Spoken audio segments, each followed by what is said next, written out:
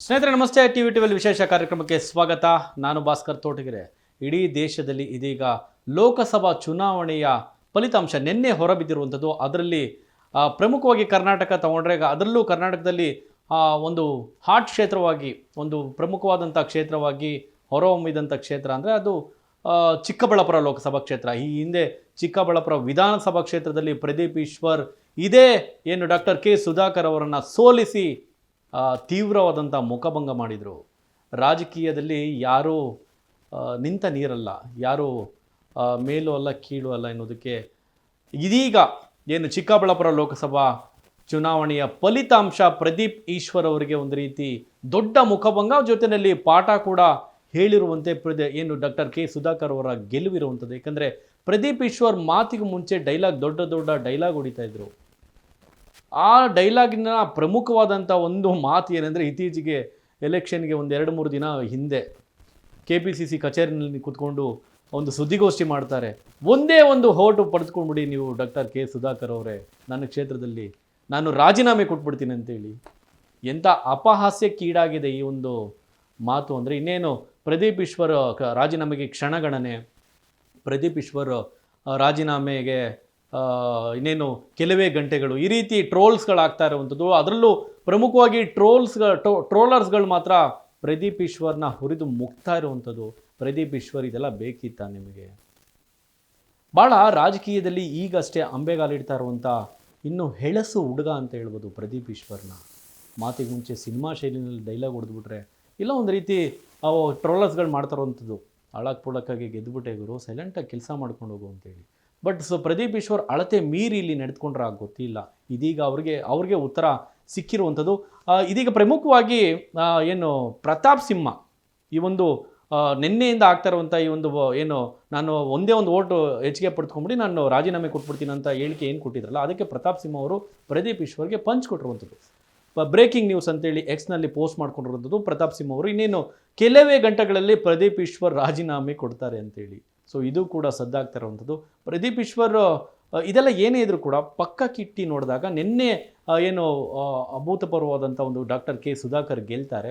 ಅದಾದ ನಂತರ ಕೆಲವು BJP ಕಾರ್ಯಕರ್ತರುಗಳು ಅಥವಾ ಅಲ್ಲಿದ್ದಂಥ ಪಟ್ಟಭದ್ರ ಶಕ್ತಿಗಳು ಪ್ರದೀಪ್ ಈಶ್ವರ್ ನಿವಾಸ ಏನು ಕಂದವಾರದಲ್ಲಿ, ಚಿಕ್ಕಬಳ್ಳಾಪುರದ ಕಂದವಾರದಲ್ಲಿ ಇದೆಯಲ್ಲ, ಚಿಕ್ಕಬಳ್ಳಾಪುರ ನಗರದ ಕಂದವಾರದಲ್ಲಿರುವಂಥ ಪ್ರದೀಪ್ ಈಶ್ವರ್ ನಿವಾಸಕ್ಕೆ ಕಲ್ಲು ತೂರಾಟ ನಡೆಸುವಂಥದ್ದು.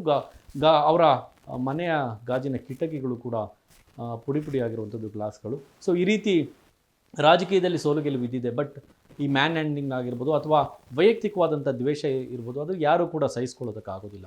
ಪ್ರದೀಪ್ ಈಶ್ವರ್ನ ಖಂಡಿಸಿ ಅವರ ರಾಜಕೀಯ ನಡೆನ ವಿರೋಧ ಮಾಡ್ತೀರಾ ಮಾಡಿ. ಬಟ್ ಈ ರೀತಿಯ ಏನು ವೈಯಕ್ತಿಕವಾಗಿ ದಾಳಿ ಮಾಡುವಂಥದ್ದು ನಿಜಕ್ಕೂ ಅದನ್ನು ಯಾರೂ ಸಹಿಸ್ಕೊಳ್ಳೋದಕ್ಕಾಗೋದಿಲ್ಲ. ಇನ್ನೂ ಒಂದು ರೀತಿ ನೋಡೋದಾದರೆ ಪ್ರದೀಪ್ ಈಶ್ವರ್ ಎಲ್ಲೋ ಒಂದು ರೀತಿ ಹಳತೆ ಮೀರಿ ನಡೆದ್ರ, ಅದಕ್ಕೆ ಇದೀಗ ತಕ್ಕ ಉತ್ತರ ಸಿಕ್ಕಿರುವಂಥದ್ದು. ಏನು ಡಾಕ್ಟರ್ ಕೆ ಸುಧಾಕರ್ ಅವರ ಗೆಲುವು ಸಾಮಾನ್ಯವಾದಂಥ ಗೆಲುವಲ್ಲ. ಡಾಕ್ಟರ್ ಸುಧಾಕರ್ ಅವರು ಏನು ಗೆದ್ದಿದ್ದಾರಲ್ಲ, ಈ ಹಿಂದೆ ಚಿಕ್ಕಬಳ್ಳಾಪುರ ಲೋಕಸಭಾ ಕ್ಷೇತ್ರದಲ್ಲಿ ಎಷ್ಟು ಪ್ರದೀಪ್ ಈಶ್ವರ್ ಪಡೆದುಕೊಂಡಿದ್ದಾರಲ್ಲ, ಅದಕ್ಕಿಂತಲೂ 20,000ಕ್ಕೂ ಅಧಿಕ ಮತಗಳನ್ನು ಡಾಕ್ಟರ್ ಕೆ ಸುಧಾಕರ್ ಅವರು ಪಡೆದುಕೊಂಡಿರುವಂಥದ್ದು. ಆ ಮೂಲಕ ಅವ್ರಿಗಾದಂಥ ದ್ವೇಷವನ್ನು ಮುಯಿ ಎನ್ನುವಂತೆ ಸುಧಾಕರ್ ಅವರು ಪ್ರದೀಪ್ ಈಶ್ವರ್ ಮೂಲಕ ತೀರಿಸ್ಕೊಂಡಿರುವಂಥದ್ದು. ಅಂದಾಗೆ ಡಾಕ್ಟರ್ ಕೆ ಸುಧಾಕರ್ ಅವರು ಪಡೆದುಕೊಂಡಿರುವಂಥ ಮತಗಳು ಬರೋಬ್ಬರಿ 8,22,619 ಮತಗಳನ್ನು ಪಡೆದುಕೊಂಡಿದ್ದಾರೆ. ಏನು ರಕ್ಷಾರಾಮಯ್ಯ ಇದ್ರಲ್ಲ ಅವರ ವಿರುದ್ಧ, ರಕ್ಷಾರಾಮಯ್ಯವರು ಪಡೆದುಕೊಂಡಿರುವಂಥ ಮತ 6,59,159 ಮತಗಳನ್ನು ಪಡೆದುಕೊಂಡು ಸೋಲನ್ನು ಅನುಭವಿಸ್ಬೇಕಾದ್ರೆ ಇನ್ನು ಈ ಮತಗಳ ಗೆಲುವಿನ ಅಂತರ ನೋಡೋದಾದರೆ ಭಾಳ ಇದೊಂದು ರೀತಿಯ ಅಭೂತಪೂರ್ವವಾದಂಥ ಗೆಲುವು ಅಂತ ಹೇಳ್ಬೋದು. ಇವರ ಒಂದು ಗೆಲುವಿನ ಮತದ ಅಂತರ 1,63,460 ಮತಗಳು. ಎಷ್ಟು ಡಿಫ್ರೆನ್ಸ್ ನೋಡಿ.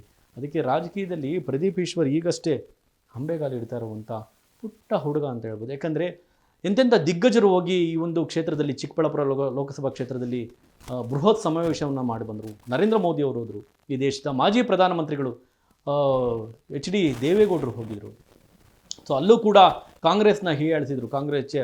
ಕಾಂಗ್ರೆಸ್ ಮಾಡಿದಂಥ BJPಗೆ ಮಾಡಿದಂಥ ಏನು ಚಂಬು ಎನ್ನುವಂಥ ಒಂದು ಜಾಹೀರಾತನ್ನು ಇಟ್ಕೊಂಡೇ ದೇವೇಗೌಡರು ಅಲ್ಲಿ ಕಾಂಗ್ರೆಸ್ಸನ್ನು ಕಾಲೆಳೆದಿದ್ರು. ಜೊತೆಯಲ್ಲಿ ಗ್ಯಾರಂಟಿ ಕೈ ಹಿಡಿಯುತ್ತೆ ಅಂತೇಳಿ ಬಹಳನೇ ನಂಬಿದ್ರು. ಡಿ ಕೆ ಶಿವಕುಮಾರ್ ಆಗಿರ್ಬೋದು, ಡಿ ಕೆ ಶಿವಕುಮಾರ್ ಆದಿಯಾಗಿ ಸಿದ್ದರಾಮಯ್ಯನವರಿಗೆ ಆಗಿರ್ಬೋದು, ಅದರಲ್ಲೂ ಓವರ್ ಆಗಿ ಬಿಲ್ಡಪ್ ಕೊಟ್ಟಂಥ ಪ್ರದೀಪ್ ಈಶ್ವರ್ ಆಗಿರ್ಬೋದು, ಕೈ ಹಿಡಿದ್ಬಿಡುತ್ತೆ ಗ್ಯಾರಂಟಿ ಅಂತೇಳಿ ಜನರು ಯಾರೂ ದಡ್ರಲ್ಲ, ಜೊತೆಯಲ್ಲಿ ರಾಜಕೀಯ ನಿಂತ ನೀರಲ್ಲ. ಈಗಾಗಲೇ ಈ ಒಂದು ಸೋಲಿನ ದೊಡ್ಡ ಮುಖಭಂಗದಿಂದಾಗಿ ಪ್ರದೀಪ್ ಈಶ್ವರ್ಗೆ ಈಗಾಗಲೇ ಒಂದು ಉತ್ತರ ಸಿಕ್ಕಿದೆ ಅಂತ ಭಾವಿಸ್ತೀವಿ. ಇನ್ನಾದರೂ ಕೂಡ ಅಳತೆ ಮೀರಿ ನಡೆಯೋದನ್ನು ಪ್ರದೀಪ್ ಈಶ್ವರ್ ಬಿಡಬೇಕಾಗುತ್ತೆ, ಒಂದು ರೀತಿ ಪ್ರಬುದ್ಧತೆ ತೋರಬೇಕಾಗುತ್ತೆ. ಇನ್ನು ರಾಜಕೀಯದಲ್ಲಿ ಸಾಕಷ್ಟು ಹಾದಿಯನ್ನು ಸವಿಸಬೇಕಾಗಿದೆ. ಸೊ ಇನ್ನು ಟ್ರೋಲರ್ಸ್ಗಳ ಬಾಯಿಗೆ ಸಿಕ್ಕಿ ಸಾಕಷ್ಟು ಟ್ರೋಲ್ ಕೂಡ ಆಗ್ತಾಯಿದ್ರಿ. ಪ್ರದೀಪ್ ಈಶ್ವರ್ ಅವರೇ, ಇನ್ನೂ ಚಿಕ್ಕ ರಾಜಕಾರಣಿ, ಹಂಬೆಗಾಲಡಿತಾ ಇರುವಂಥ ರಾಜಕಾರಣಿ, ಇನ್ನು ಮುಂದಾದರೂ ಎಚ್ಚೆತ್ಕೊಂಡು ಮಾತನಾಡಿ. Thank you. ನೋಡ್ತಾ ಇರಿ ಇನ್ನಷ್ಟು ಈ ರೀತಿಯ ಅಪ್ಡೇಟ್ಸ್ಗಳಿಗಾಗಿ News12 ಕನ್ನಡ. TV12 ಕನ್ನಡ, ಇದು ಕನ್ನಡಿಗರ ಧ್ವನಿ.